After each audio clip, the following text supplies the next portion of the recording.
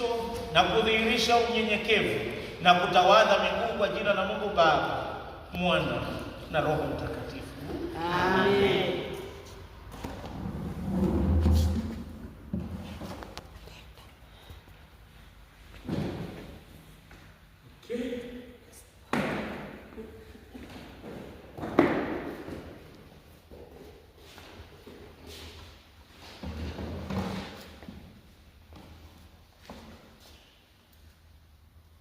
Kwa kufuata mfano wa Bwana wetu Yesu Kristo na kudhihirisha unyenyekevu na kutawadha miguu kwa jina la Mungu Baba, Mwana na Roho Mtakatifu. Amen.